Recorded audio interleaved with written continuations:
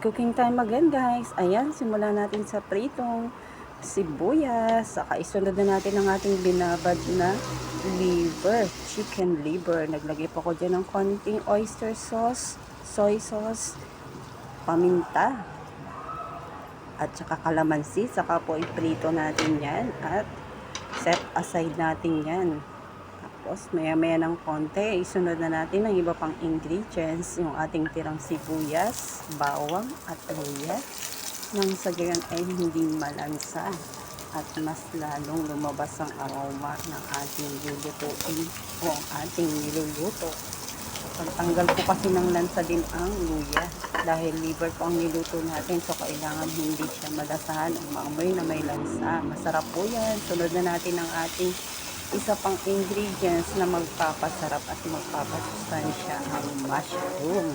Ito po ay chicken liver steak with a twist. Naglagay po tayo dyan ng mushroom para mas masarap syempre.